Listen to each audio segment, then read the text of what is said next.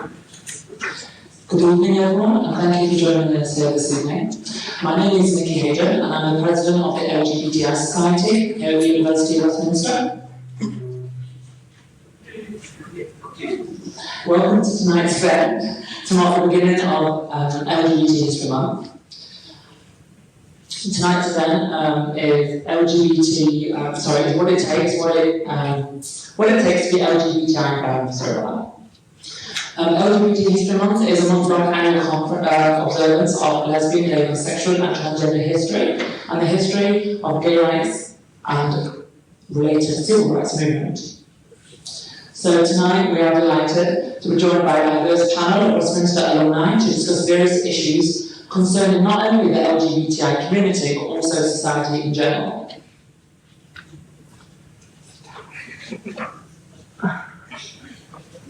So tonight's themes for discussion are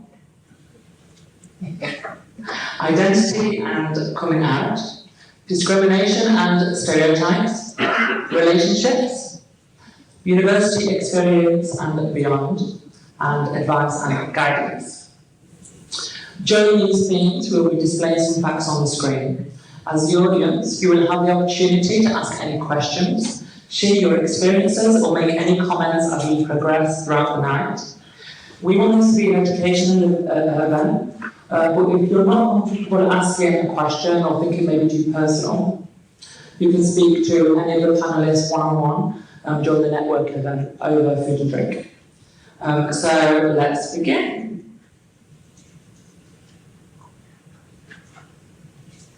So identity and coming out.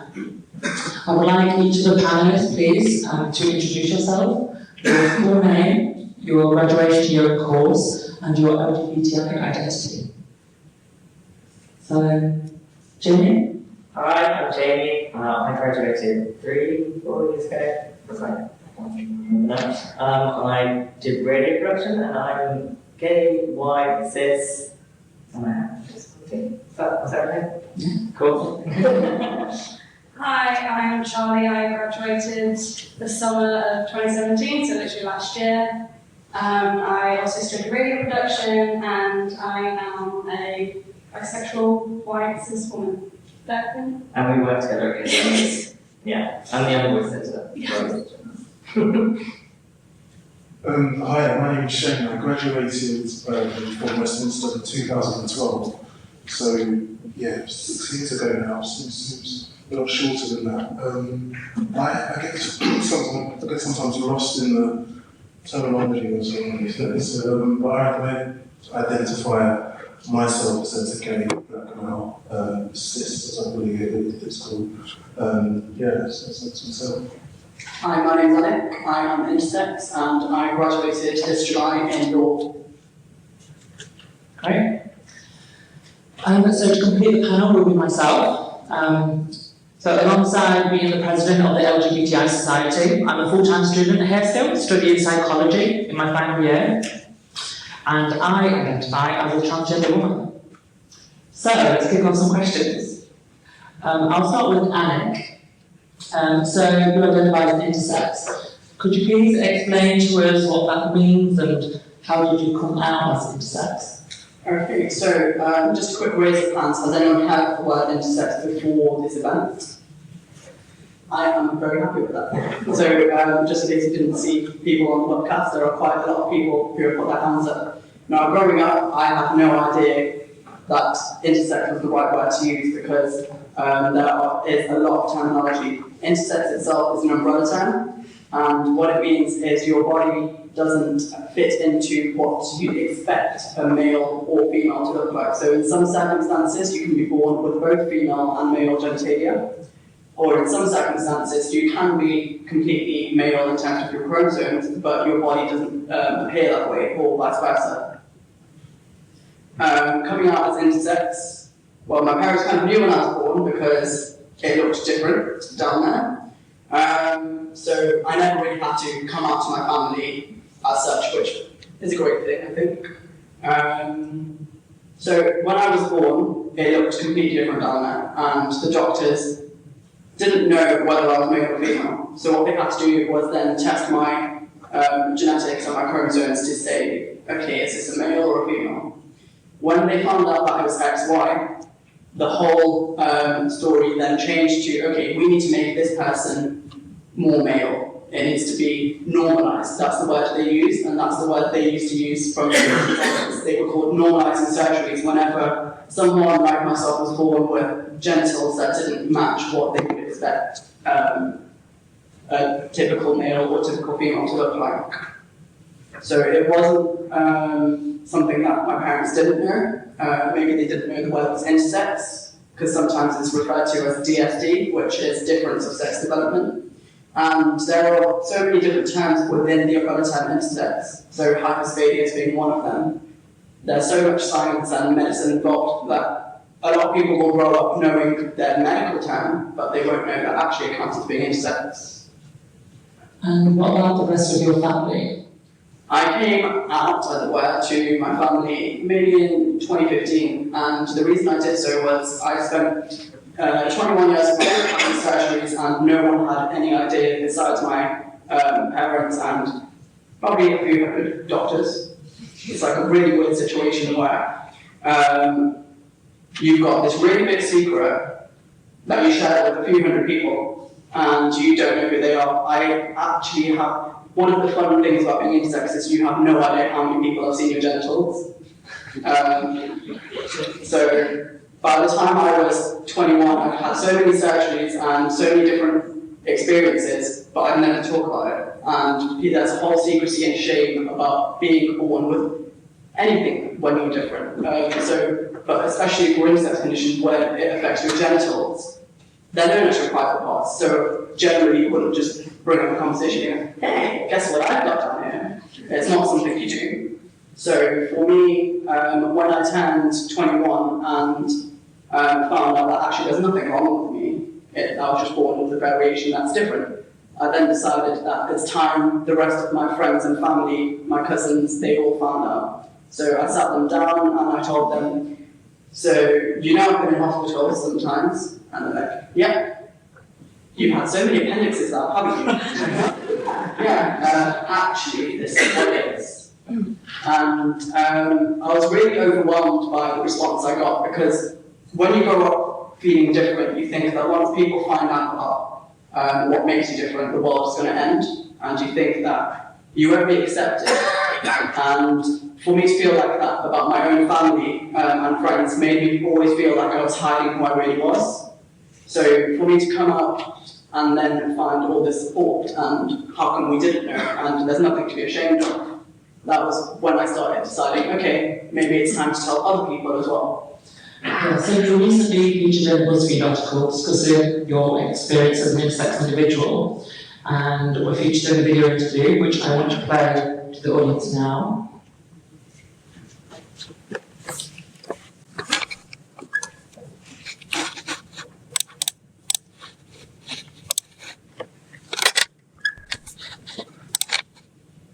I was born with partial androgen insensitivity syndrome, so what that meant was my body didn't look how normal boys should look. Intersex is an umbrella term, and if you think of sex as a spectrum, you've got X, Y on one side and XX on the other. Intersex is all of the things that happen in between. Growing up with an intersex condition means repeated trips to the hospital. It means going through different surgeries, not exactly knowing what those surgeries mean because you're quite young when they happen. As a child, I went through various surgeries. I was born with what they call ambiguous genitalia. The focus after finding out that my chromosomes are XY were to make my genitalia appear more male. Growing up intersex and having to keep that secret has been probably the most difficult thing about my life. Telling everyone else and kind of coming out, as it were, would allow me to be more free, and it made me more confident. It made me feel like there was nothing to hide anymore and I could do what I wanted. What I want to do is start a conversation so that people feel comfortable saying, okay, this is what's happening in my life and I want some support from other people, or I want to grow up feeling confident about myself and go through sex education or go through science or something and learn that my body isn't unnatural or weird, it's just what happens sometimes.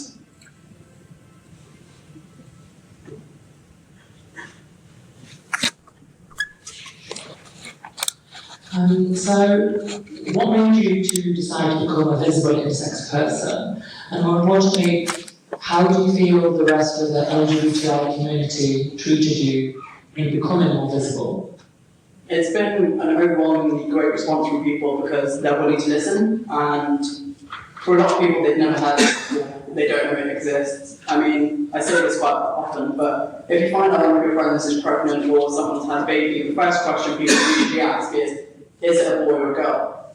Now, if your intersex trait is visible beforehand, when you are born, then the doctors will work with the parents sometimes to assign a gender which is most appropriate. So that means you could be XY, but downstairs you look more female, so they assign you as being female.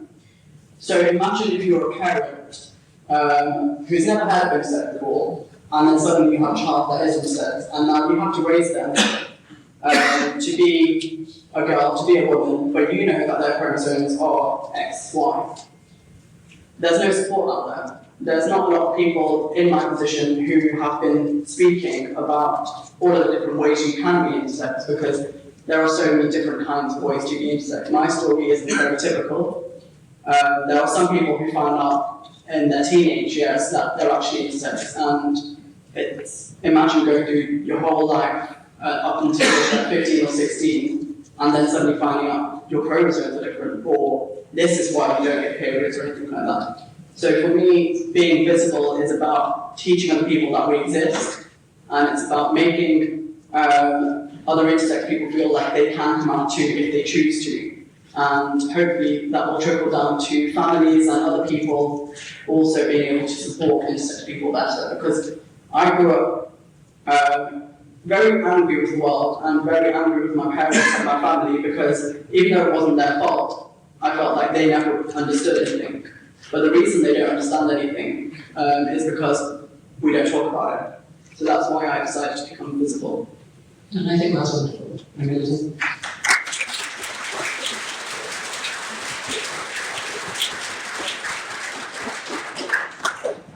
So I'd like to hear about the rest of the panel's experience of coming out and what that experience was like. So would you like to start? Yeah, so my sort of story of coming out is just probably more of a recent one in terms of coming out more visibly and more publicly. So, I mean, as I'm sure all of the panelists here can sympathise with or familiar with, I sort of knew that I was gay or had feelings towards the same sex from quite at a very early age. It's only probably been in the last year where I've probably confronted those feelings directly with my parents, which has caused some difficulty. Both of my parents are from a Jamaican heritage, and Jamaica, I think, sometimes unfairly is billed as a very homophobic country. I think there are parts of it which are a lot more tolerant than the media would have some people believe, and there are some parts that are still quite violently homophobic, with quite deeply entrenched, religious, and quite old school, if you could put them, quite very outdated views.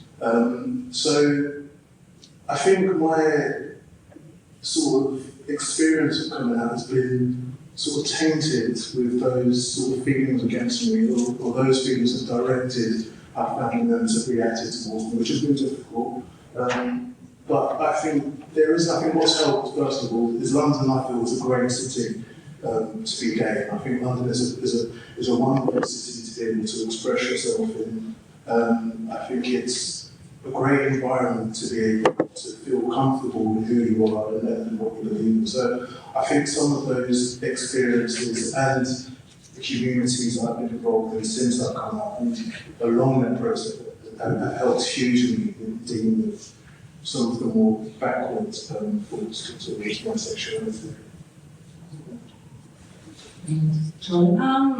So basically, with being bi, it's a case of I feel like I'm always forced to come out every time I'm seen with someone of a new sex, if that makes sense. So throughout my teen years, I, the majority, kind of dated men, And I had come out as bi to all my family when I was 18. But then when I started to talk about women I was interested in, my family were like, oh, so you're straight? And I had to be like, no, that's not how this works. And the next time I spoke about man again, they'd be like, yeah, it's just a lot of repeatedly coming out, which is annoying, but that's part of being bi, I guess, because a lot of people don't understand that it's really fluid. And yeah, it's just annoying because there's not one moment that you can say, oh, I came out then. There's still people today, despite the fact that I realised I was bi when I was 14, there are still people today that I still have to come out to, which is annoying, but through everything I do and people I talk to, that's what I want to change. Jamie? Yeah, I feel like I'm probably a part of the biracial problem that Charlie faced, and the fact that I came out with bi first, because I thought that was like some nice stepping stone, and I realised that actually it was just gay. But I hated being gay, and that's why it took me so long to get to that. Like, I really struggled with it, I really struggled with it, and that caused a lot of problems with my mental health when I was sort of kind of 14, 15, and had a bit of a light bulb moment where I realised that actually it was okay, and it was hugely, I always described it as like a cloud lifting with my kind of mental health, and I was so much better for it. And then I guess after that, I kind of was like, that was really rubbish. I don't want anyone else to do that, and I kind of quite quickly got involved in kind of activism and stuff, and I guess that's why I still do it and do stuff like this now. I think stories are pretty powerful, and that's a pretty cool story. Yeah. So my own experience of coming out as transgender, my parents always knew. I was until around 5 years old, and then I started going to school, and I was being bullied by other children and had comments directed towards me by their parents. So because of that, my parents essentially forced me boy going to school. I always knew, though, from my earliest memory, when I was around the age of 9 years old, I had a huge stroke and refused to get my hair cut any longer. And that was like my defining moment. But I didn't fully socially transition until I was 16. And it was a few days after finishing my GCSEs.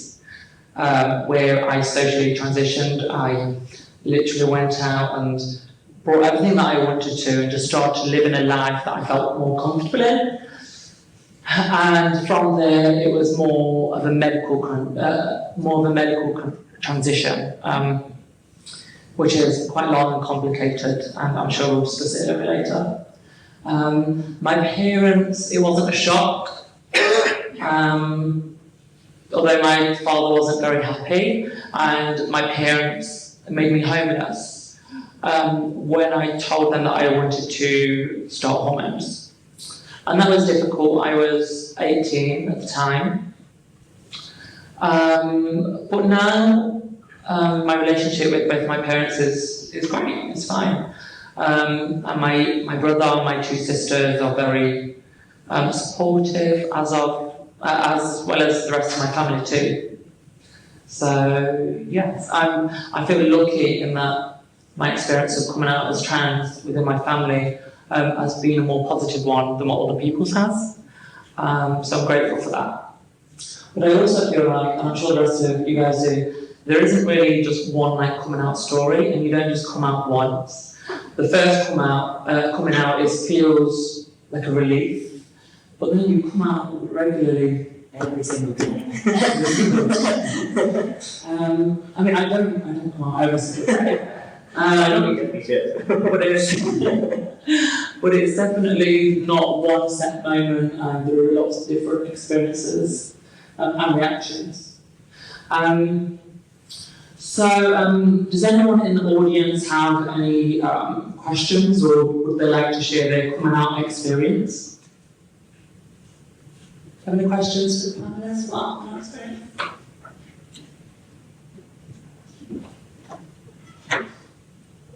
No? Shall we move on? Let's move on.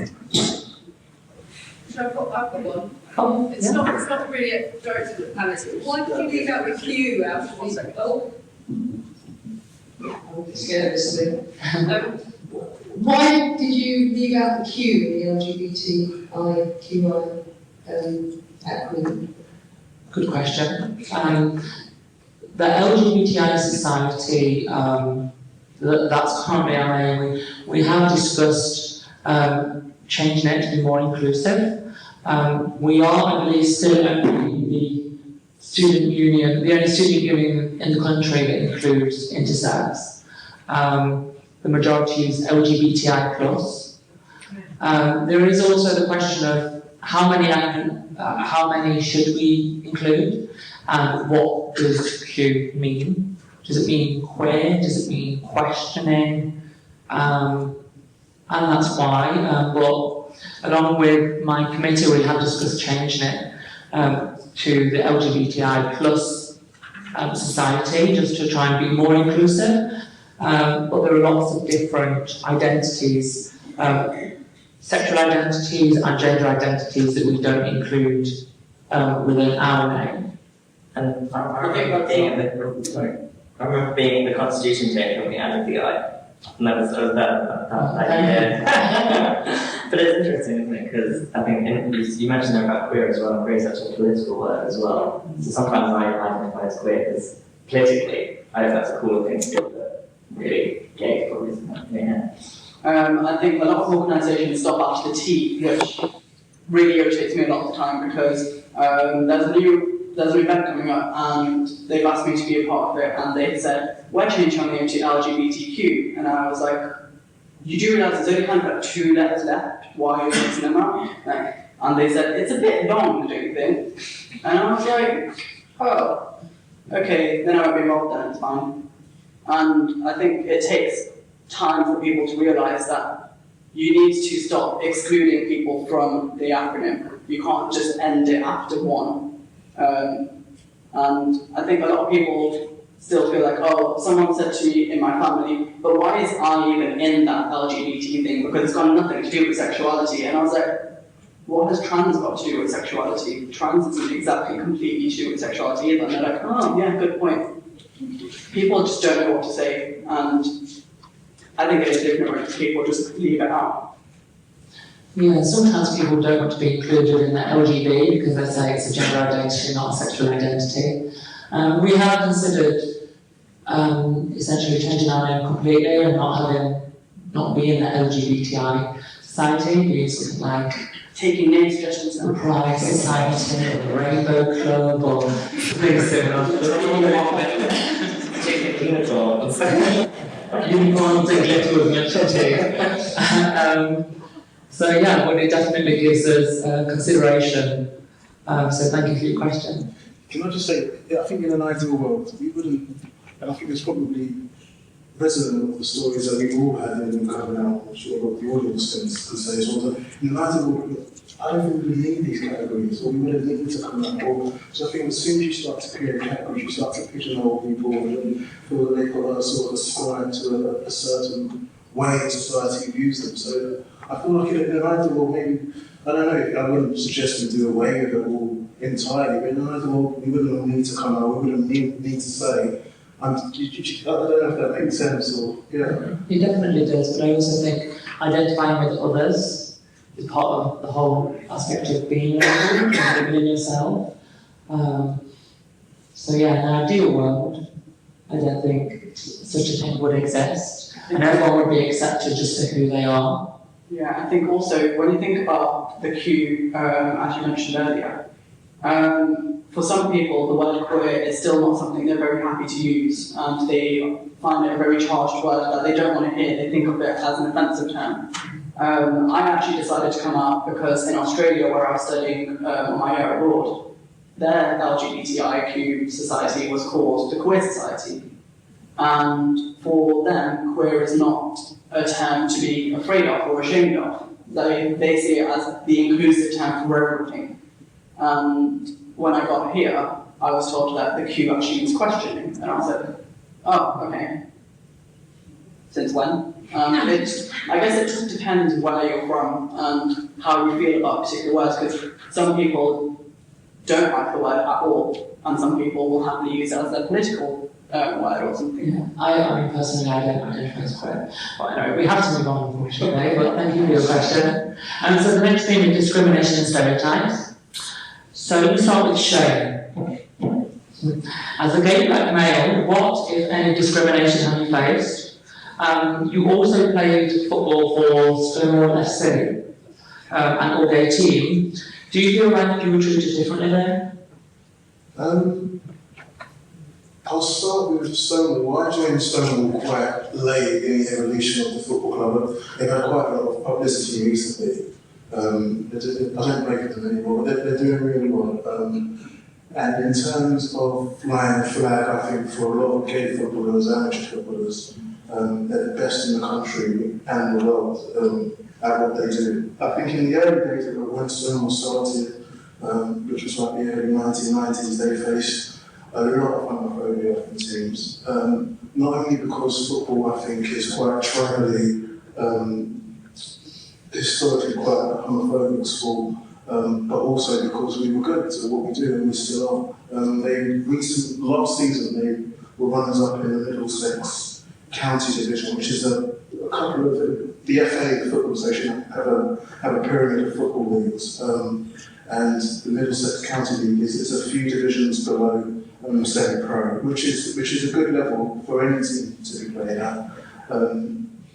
So I think a lot of the abuse that Stonewall faced in the early days was because we were in a lot of the abuse that we have still experienced in the past few seasons that I have played has been because we were able to give the teams who we play against a decent match. We have played our place with really good teams like the Park, and I feel that it's only good that I think it takes initiative, it takes a lot of bravery, as a lot of players who have played for Stonewall in the past have experienced, that they've taken a lot of abuse for Stonewall to be where they're at now. In terms of the discrimination that I face, I would say discrimination in the gay community is probably quite, how can I phrase it? It isn't as in your face. I think the community is quite, not marginalised, but can be quite sectioned in the terms that I feel that there are, for example, I feel our Compton Street isn't very inclusive of the community in the country. I don't think there's a lot of places where young being gay people can go to socialise, which I think is quite unfair. Not as much as they can for our white counterparts. I think there are quite a lot of stereotypes in the gay community. The amount of times before I had a partner, I've been on Grindr and people automatically ask me if I've got a big black cock, for example, or let's say it's ugly, but come up with these stereotypes which you feel you kind of it's a bit of an irony because you're in a community which is facing discrimination every day, but yet still can discriminate inadvertently. So yeah, that's something which I feel like a lot of people within this community frame discrimination as preference instead. So they say, actually, I'm not being discriminatory, this is just what I prefer. If you get what I mean. Mm-hmm. Okay, so I just want to play a short video before moving the discussion on.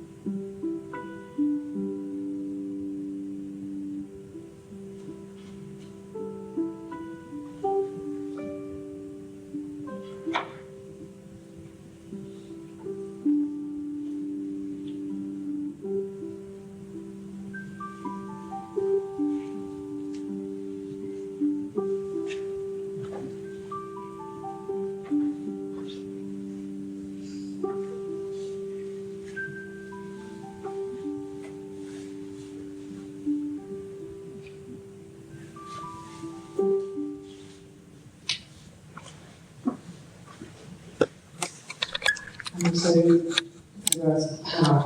have you faced any discrimination or stereotyping? What stereotypes do you think exist in society that are untrue or unfounded or just generally piss you off? What pisses me off is that there is no intersex representation in even things like that. So yeah, that pisses me off. Also, there's a lot of things that piss me off, if you know that. Was that Stonewall? Was that Stonewall for you? Stonewall only recently kind of acknowledged the T. Yeah. So, I mean, and that took up, even though the T helped start.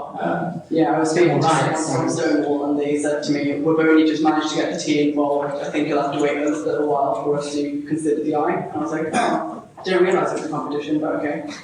And yeah, so discrimination, I feel like intersex people aren't covered under the Equality Act in England and Wales. Around the world, there's a lot of places where intersex just doesn't seem to exist in legislation. And what that means is, compared to trans people who may fight to get surgeries, intersex people are just given surgeries without people considering do they actually want them or not. So that's one of the issues I think is probably quite prevalent because of the fact that by ignoring the fact that intersex exists, that counts as discrimination to me. And as for stereotypes, people are pretty intrigued by intersex genitals. I've known that my whole life. So I think one of my earliest memories must have been a bunch of student doctors coming in to have a look. And at the time, I didn't realise what was so special because this was just my body. This is how I thought other people looked as well.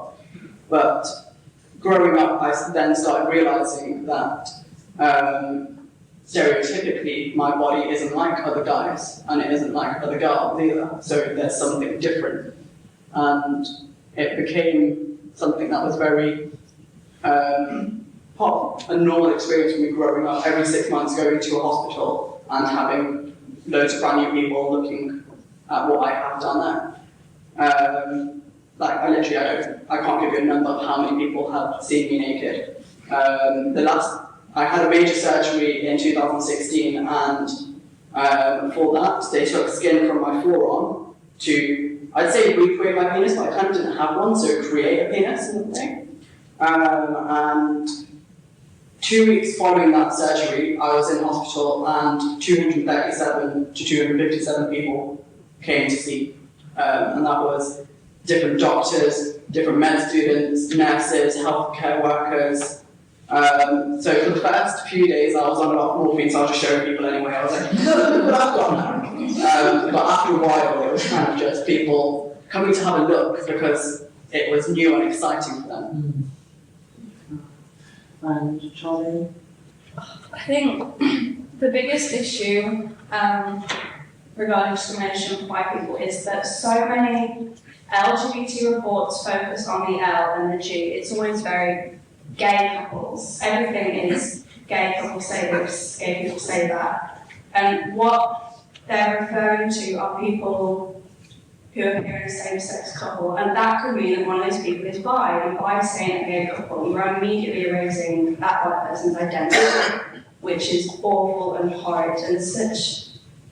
It's just not nice to have a whole part of you erased completely. And then there's the whole thing of a lot of people are like, oh, don't date a bi person, they're just going to run off with the gender, they're going to cheat on you, they just want both constantly, they just want everyone at the same time. That's so wrong. And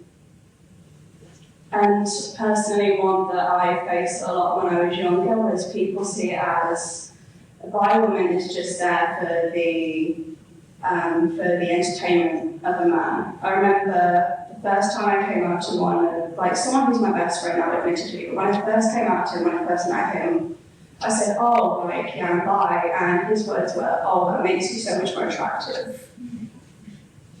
And I just kind of stood there, because how do you react to that? And since, like, I've questioned him about it, and like, he came out as by himself, so I'm like, I don't know if that was a bit of an internal thing, but it's those little things, those little comments which don't seem a lot to that person, it's just a passing comment, but it's still horrible. Yeah. Yeah, I'm going to have one specialisation, but I just want to add on the back of that, obviously I think both gay and but like that video just shows you, right, there's so many stats on there about how difficult it is to be right across the LGBT spectrum. So I was just launched this massive bio at work, and it's like a series of content on bio. And honestly, the comments under some of the stories are gross. Like, just, like, bizarre. I just don't understand why we do it. Why would you date a bi person? Like, literally, why would you date a bi person? Yeah, but there's so much more than that. It's just gross. But yeah, but like non-fetishization, I think that's a big thing. You know, we talk about tribes and like, you know, twinks and like top and bottom shaming. It's all linked to this like toxic masculinity thing. I think like that's the thing that I'm constantly kind of thinking, like it's all around those like stereotypes of what we're all supposed to be, and it's and I guess like yeah, we get wrapped up in all those stats, but there is some good out there too. Just remember that. So in regards to my own experiences of discrimination, varies. Initially during my transition, it was verbal assaults, but I've also been physically attacked. I've also been raped, and this started, I guess, only about a year after transition, which was quite difficult to deal with.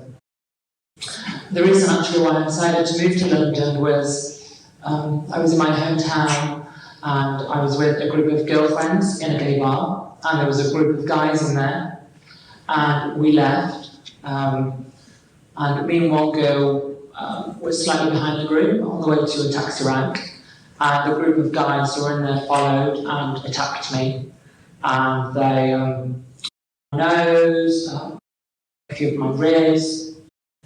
I was hurt quite a bit, and I was in hospital.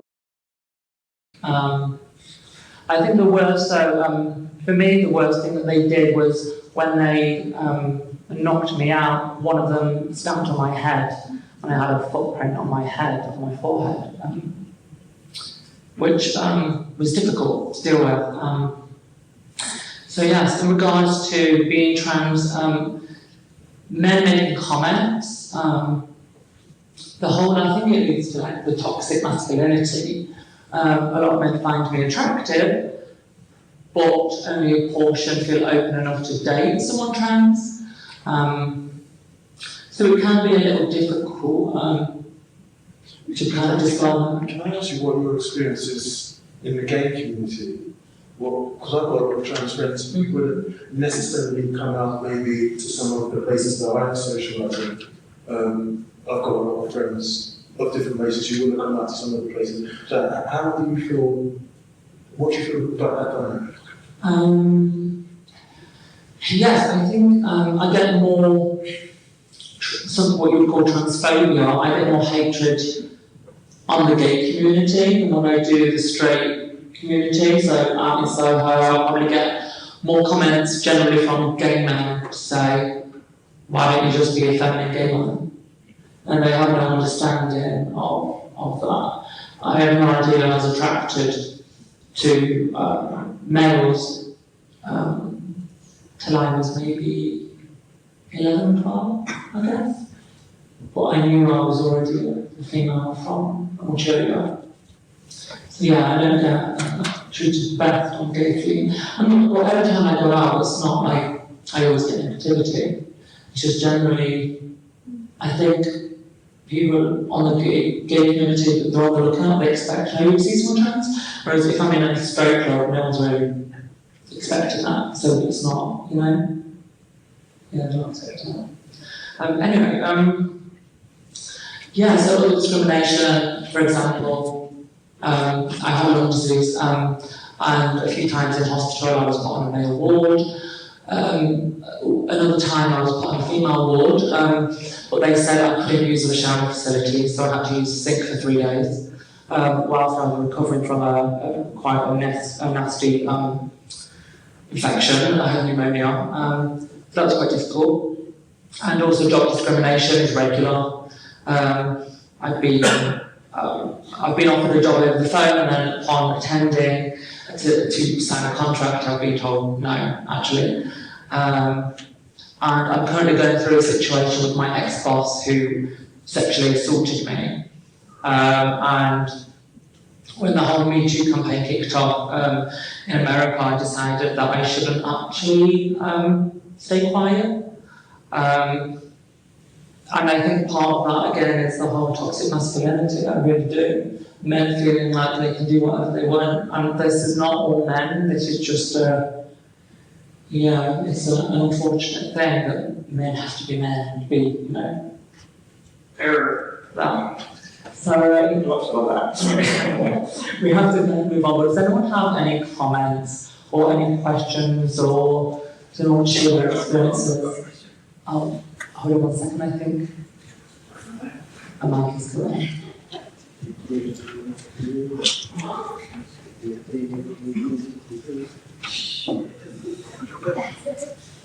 So, only recently, I suppose, there have been laws passed in the House of Commons in Parliament that not only allows for legal same-sex marriage, but also offers more protection for members of the LGBT community. At any point, did you ever feel after this happened, because it's quite a progressive thing to happen, I think, did you ever feel like more, I suppose, protected or safer, or did you feel like this represented your identities a bit better? Good question. I think that with the Equality Act and with the Gender Recognition Act, which protects trans individuals, it's not that great. I'll give you an example, a very quick one. So let's say I'm married to a woman, and I decide to transition from male to female. I can get a gender recognition certificate showing that I've transitioned legally, because who needs that? But I wouldn't be able to, essentially I wouldn't be able to get a new birth certificate in a female birth certificate unless my marriage was annulled, which is unusual. Or so essentially your partner has some kind of say in that. I believe that's still the case, even though gay marriage has now been introduced. I think there's a way to get it converted in some way from a heterosexual to a homosexual marriage. Personally, I don't feel like I'm that protected, because to be protected, you have to have people not have addicts. And unfortunately, fortunately, that's still not the case. And you don't really have much faith in the police. So if I'm discriminated against, I don't even know the process, to be honest with you.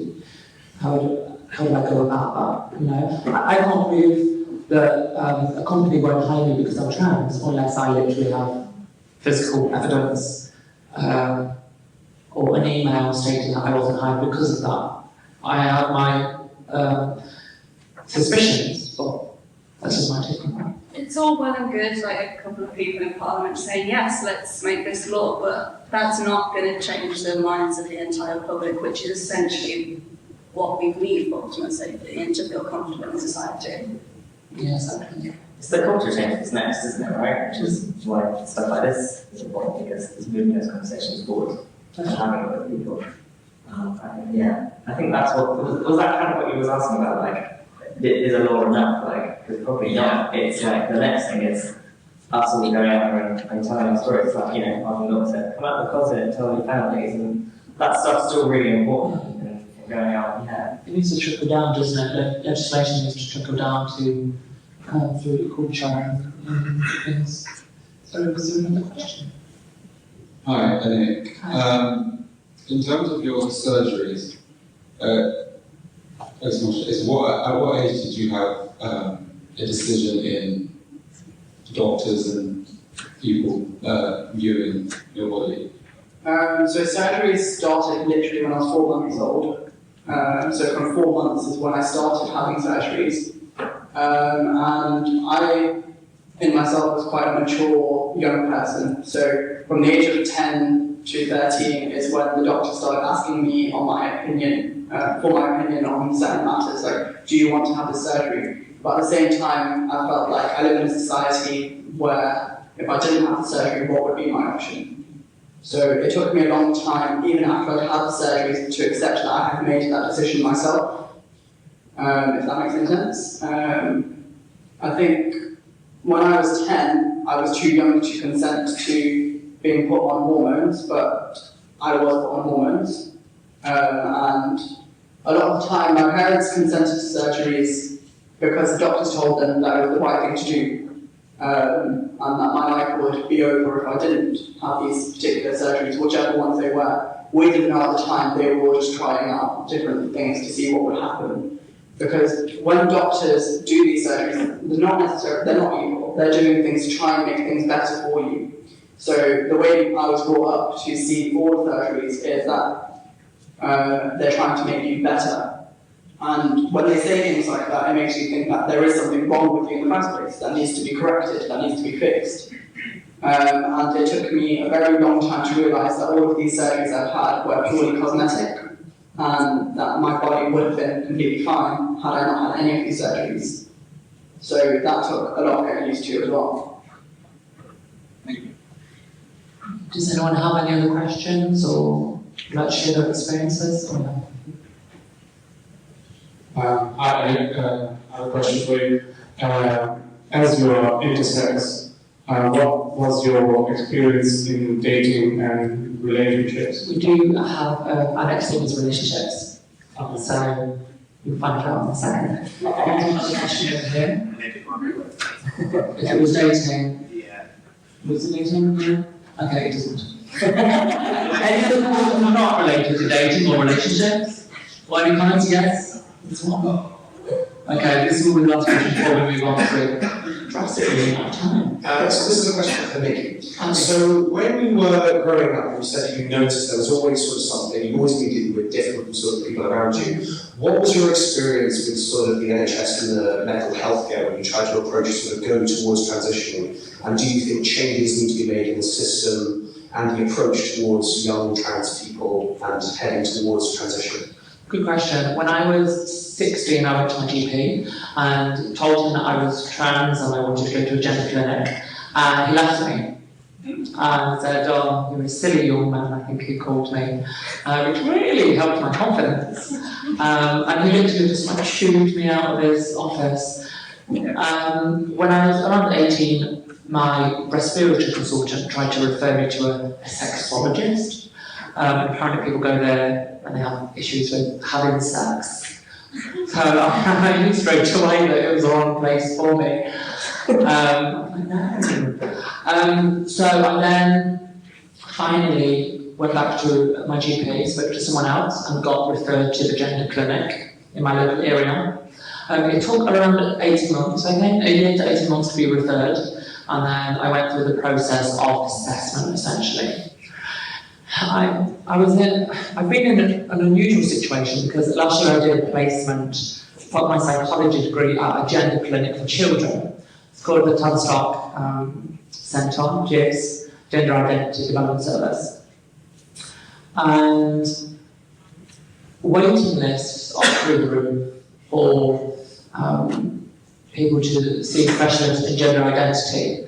I believe the longest wait for a clinic now is 2 years, and yet the NHS waiting time, I believe, is a maximum of 16 weeks. And Theresa, I believe it was Theresa May said, "Oh yeah, well that doesn't account. That's not for gender services, even though gender services are part of the NHS." And yes, she was quickly shot down by the Department of Health, who said, "Actually, no. The waiting list should be 16 weeks." That's very dangerous even for a trans person, because if you are about to go through puberty and you have to wait 2 years for any kind of treatment, essentially you're going to get sex characteristics that you don't want, that you don't believe that you should have. Definitely, and there's not a lot of specialists in this area, and because of that, there's a huge waiting list. Whenever I hear about trans stories, I always find it so amazing how we've got one area one group of people wanting to have surgeries and treatment, and then on the other side you've got a lot of intersex people who didn't even necessarily have a choice on what surgeries were done to them, and they're arguing for body autonomy. And it's like, where is the balance there?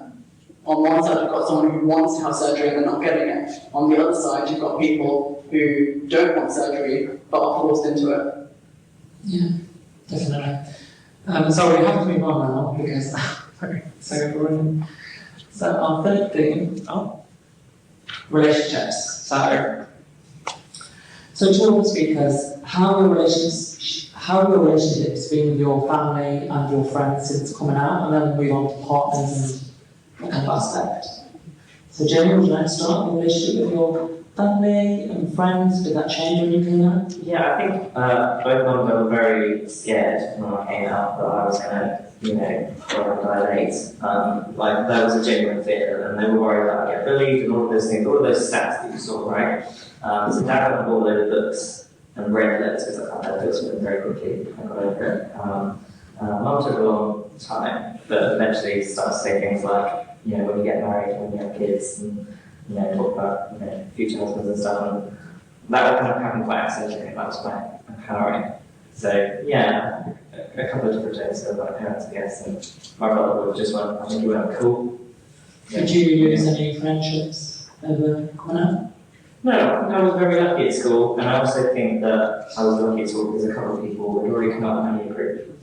So if anything, I took the brunt of it, and I kind of rode the wave for them to improve through. So thank you for that. Charlie? I think my parents, their language wasn't the best at first, but I think over the years, as I kind of forcefully educated them on how to say things, it got better. A lot of my siblings were kind of too young to understand when I first came out, but when I came out to my brother, his reaction was, "So is this why you let him share it so much?"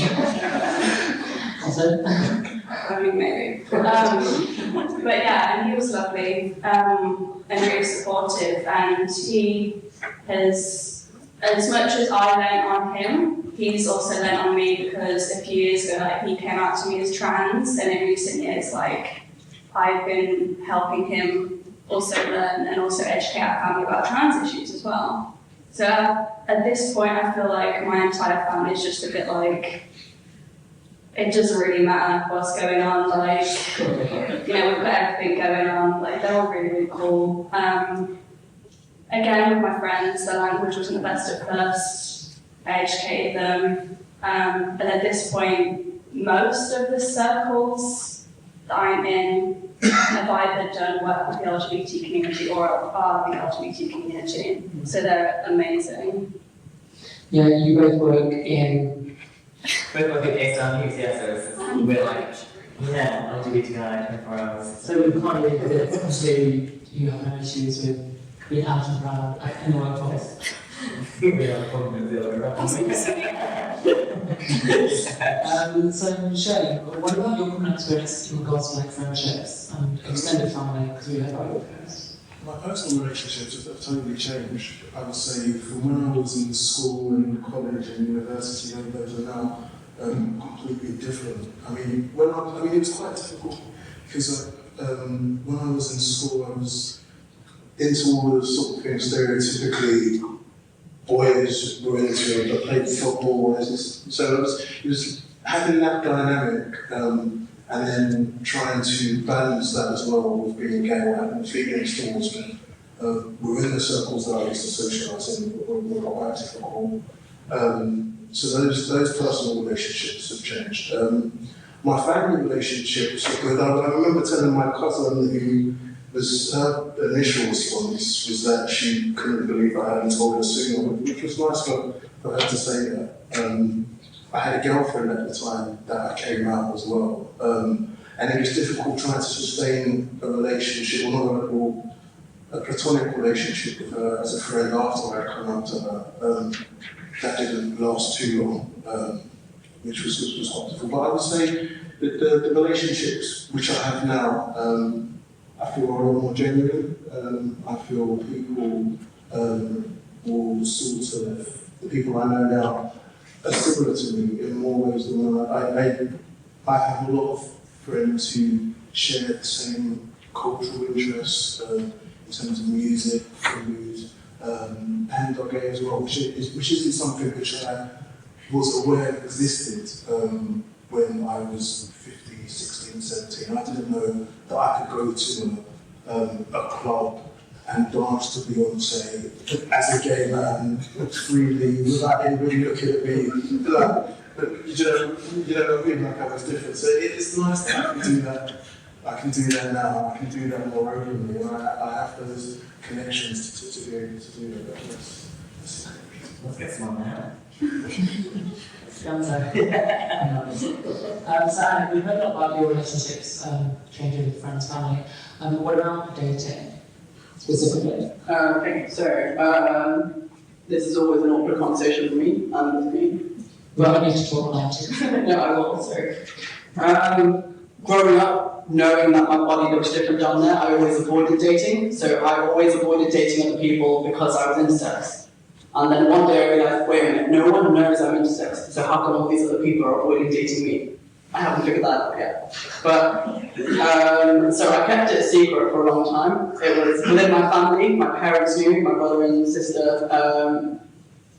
They were always more concerned with me finding anyone who liked me for me, rather than needing to worry about my genitals. But I was always more concerned about the fact that my body looks different. So I always avoided dating. Now that I've had surgeries to make my body look more typical, I think it's something that I'm going to start exploring. Haven't figured it out yet. Avoiding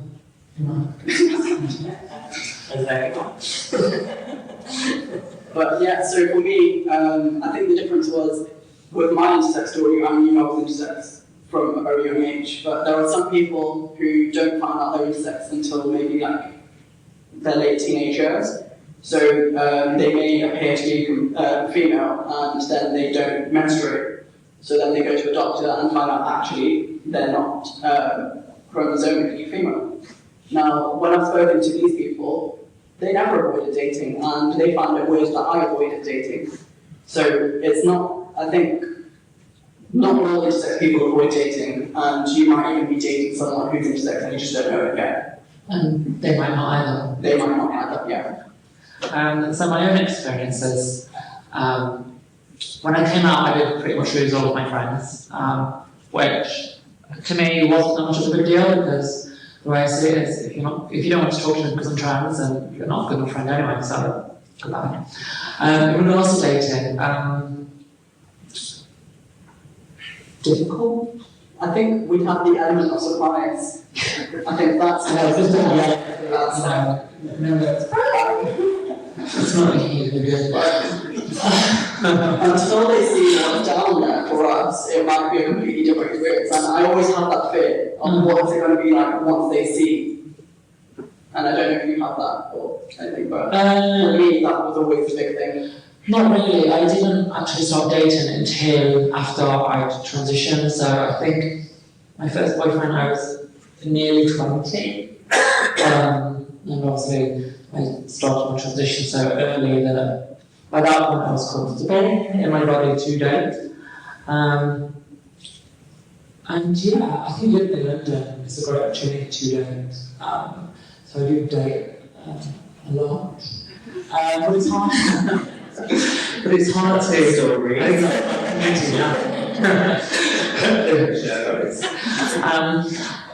but it's hard to find a serious connection, I guess. It's not about coming out again. It's like, when do you tell someone that actually I may not be what you think I am, or who you think I am? For me, it's really difficult in regards to being trans and coming out, and especially in regards to toxic masculinity.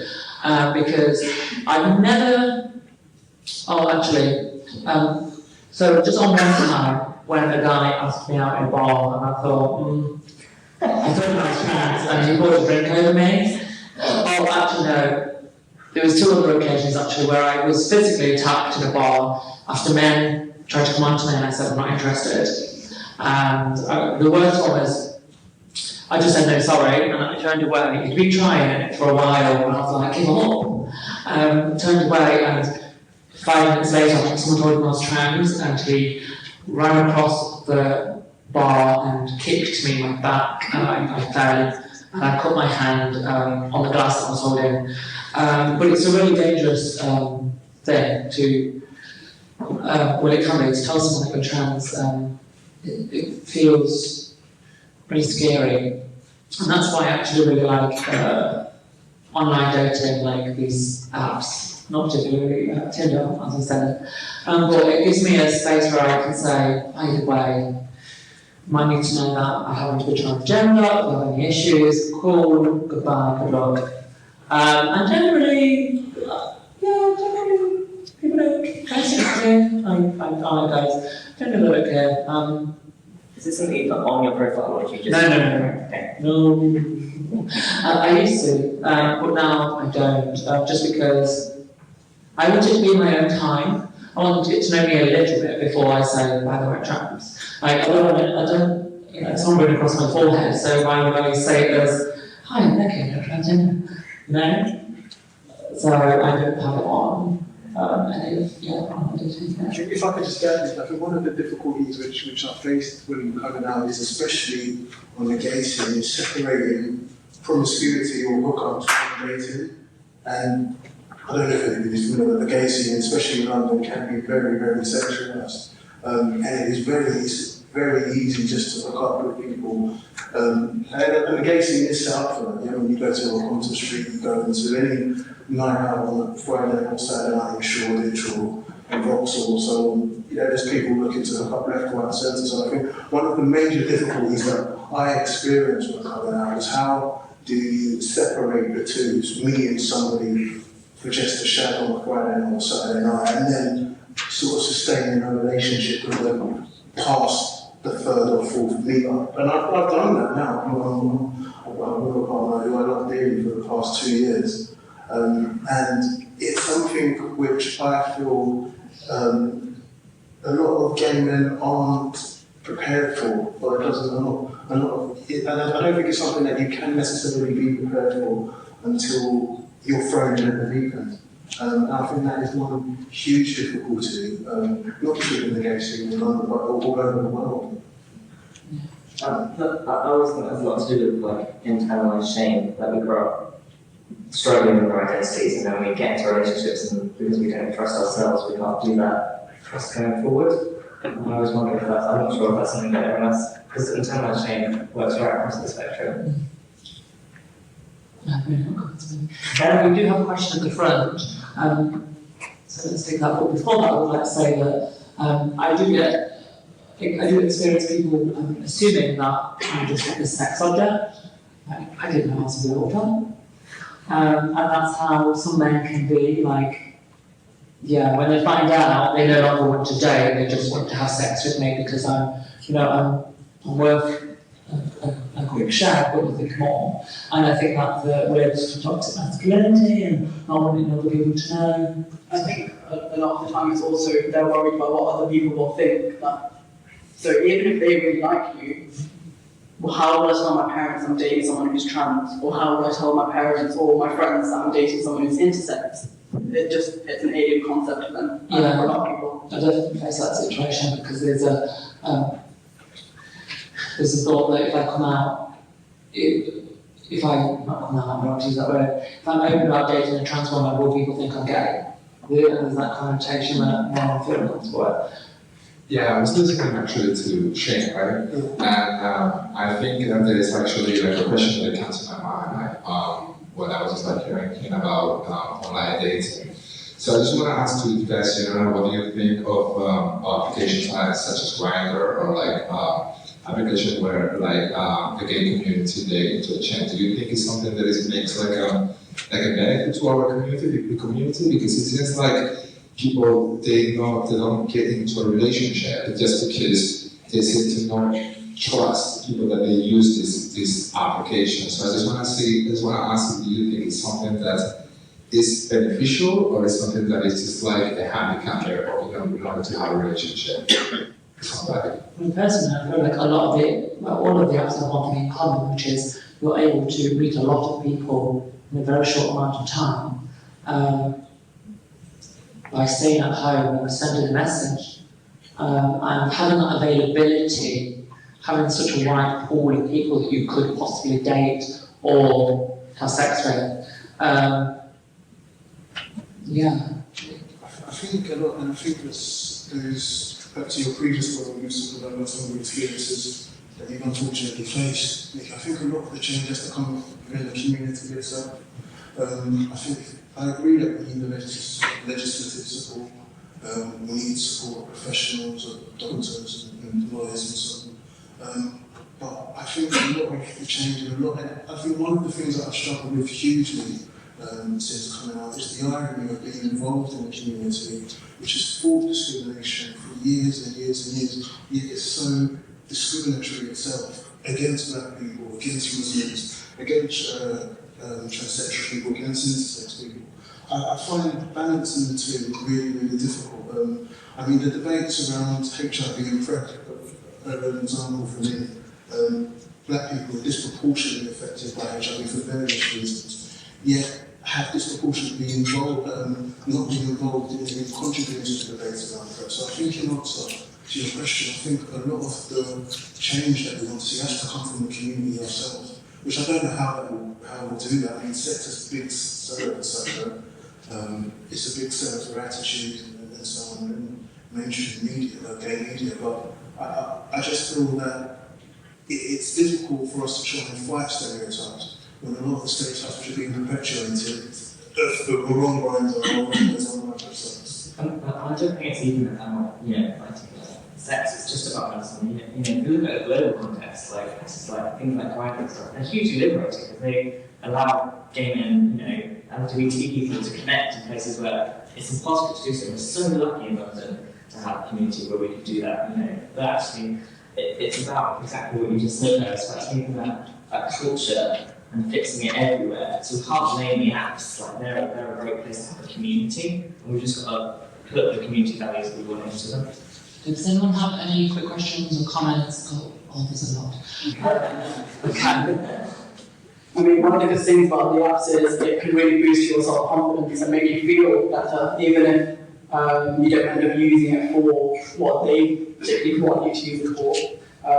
So the attention is always good for some people. So we all run out of time, but you mentioned toxic masculinity. I've never heard that expression. The other one that I heard the other day was cis trans.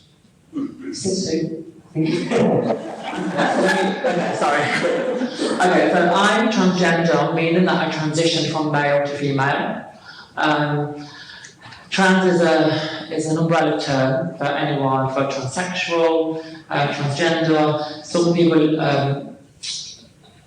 use it who are non-binary or genderqueer, who don't identify with any particular gender or feel like they fluctuate between. Cisgender is essentially the absence of being trans. So if I ask the room who here is transgender, very few people, or who identifies as trans or non-binary, very few would raise their hands. However, the rest of you will be cisgender. So if you feel comfortable in the body that you were born, you're cisgender. And just a short abbreviation of that is cis.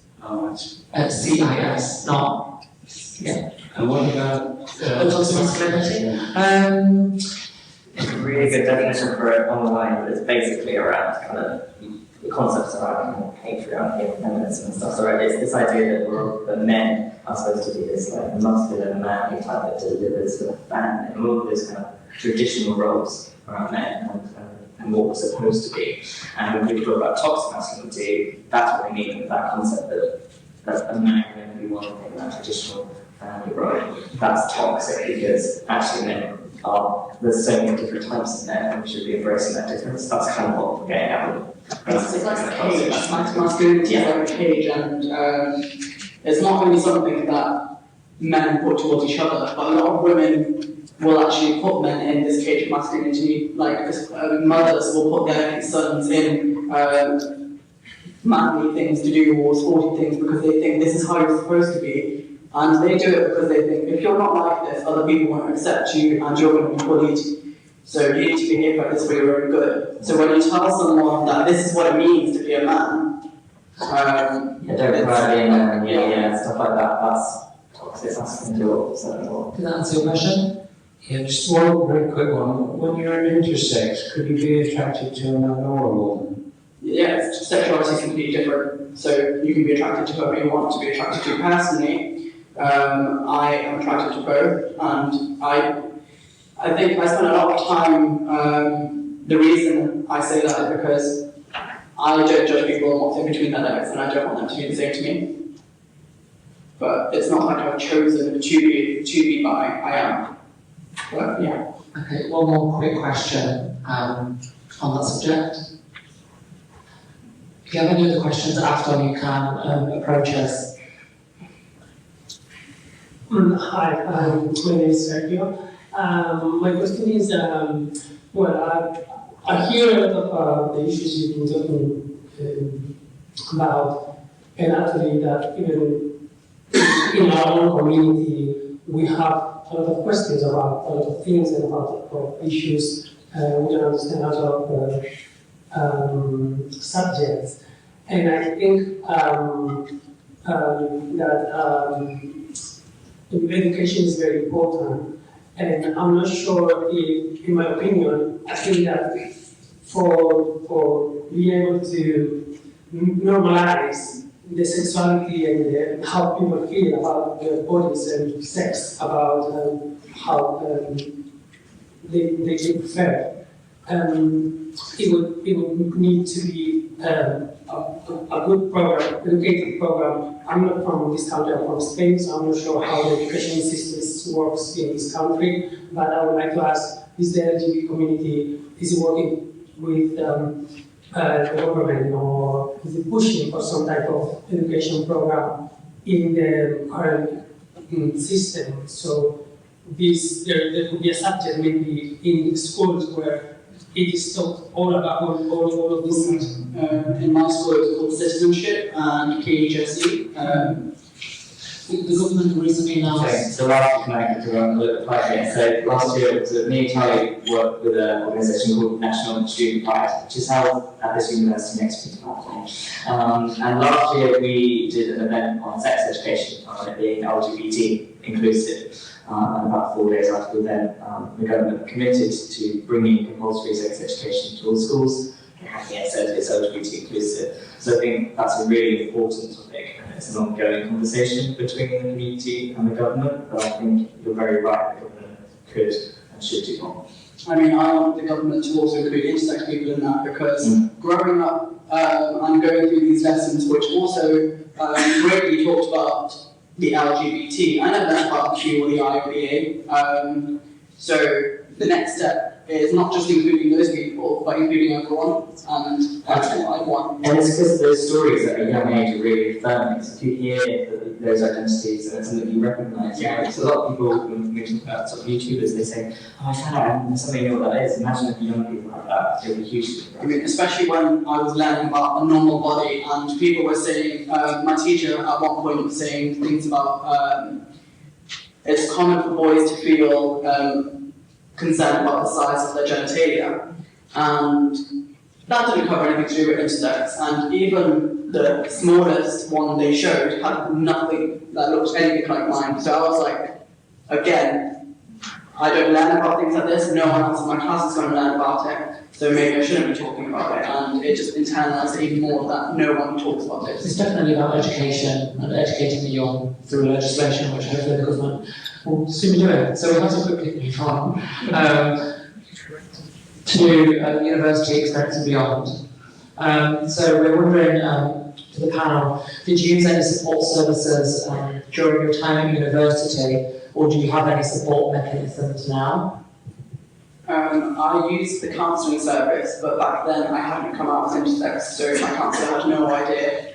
And I think, looking back, if I had talked about it, maybe that would have been a good thing. I came out as intersex in my final year of university, and my lecturers were all very, very supportive. And really encouraging. So they let me choose in my final assessments for each topic. So like in family law, my lecturer let me actually focus on intersex issues and the legal issues behind that. In entertainment law, I was able to cover LGBTQIA plus representation on and behind screen. So even in disability law, every single subject I've done, once I've told the teachers that I'm intersex, this is what it is, they were very supportive at this university, and that's what I love about Westminster.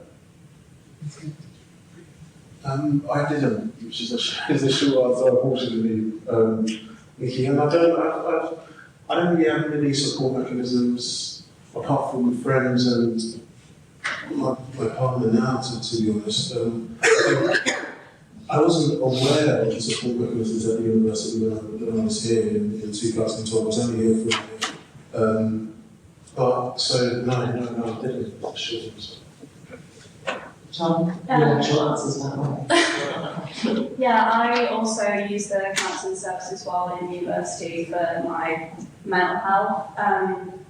I always say it's important to find your community, the LGBTI community, for support as well, because they understand it, and obviously they're always really caring and always there to help. And I didn't really find that community for me until I reached the end of my last year at university when I joined Student Pride, and everyone there's been a family for me ever since. Like, with the group, I had so much more fun than my everyone's best friend, we're basically family. Yeah.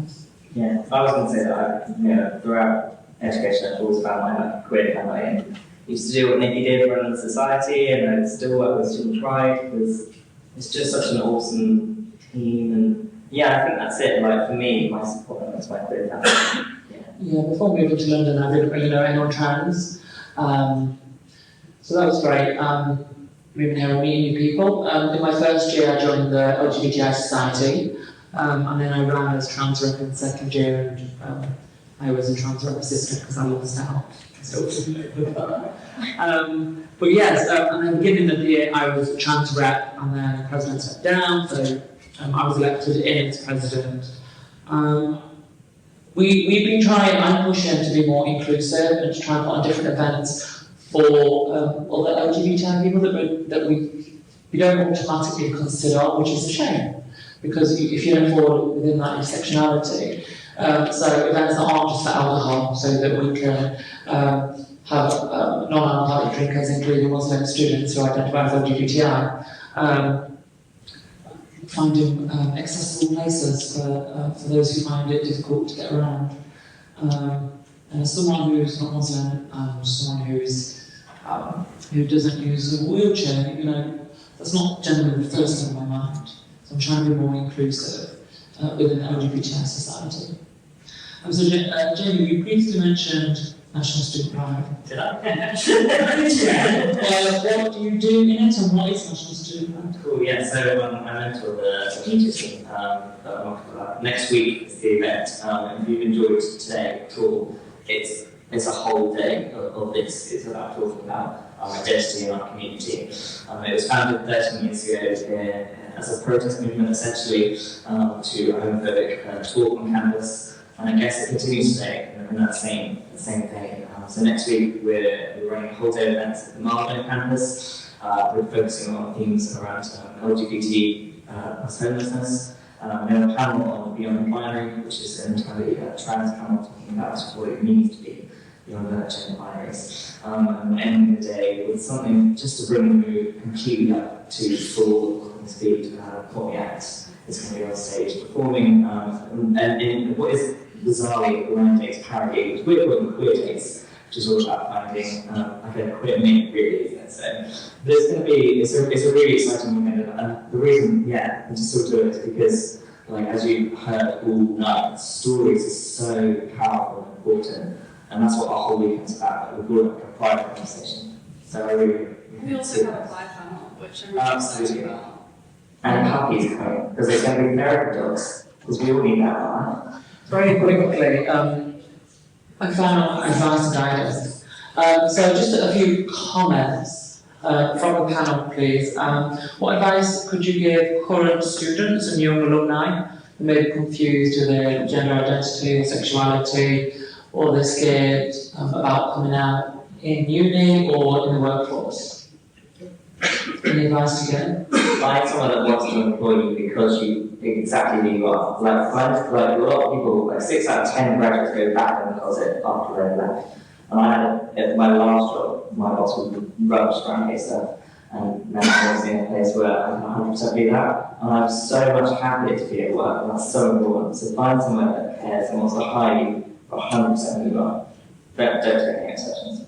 I'd say when figuring out how you identify, don't feel like it's a rush. Like, take your time. I'm probably one of the most obnoxious white people that my friends know. But like, growing up, there were still moments when I was like, am I just a lesbian? And it's just because there's such a pressure for you to pick a label and stick to it. But it's completely fine if you're like, okay, I need to take a moment to actually figure out what's going on. I would probably say, don't be alone. Don't be afraid to speak out or join partnerships with somebody. I think there are so many people, especially in London, who are going through similar experiences to you, have similar interests, which you're probably not aware of. I would say don't be afraid as well to be who you are. Don't be afraid to express yourself. I'm a big believer in being who you are and standing up for who you are in what you believe. So I would say don't be afraid to promote that. If that's your year, don't suffer in silence. Echoing everything that everyone's just said, also, don't be afraid to tell your story because there are people who might want to hear it. And the more you share your story, the more you will help other people to come to terms with theirs, or even just think about things differently. So if they know someone or they are going through something similar, they'll feel a lot more confident. And I think university is a great place to do that because it's like its own little bubble. What you mentioned earlier about people going back into the closet once they find work, I hope that's not like that someday. I completely agree. So before we bring the session to a close, I just want to say a huge thank you to the panel for joining us here today. And I've learned a lot, so I hope everyone else has. So yeah, thank you.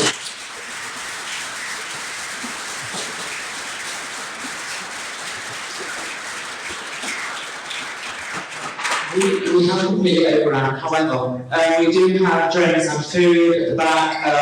We have a room for around half an hour, so get drinking and eating. If anyone does have any questions for any of the panellists, we will remain. So feel free to come and ask if there's any questions or just give me a ring. Thanks, Nikki.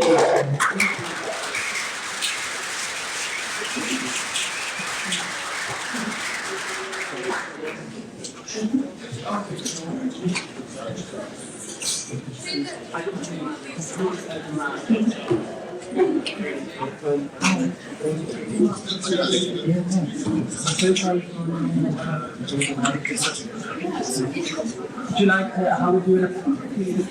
You get there? Do you want to sit me down? I like go in.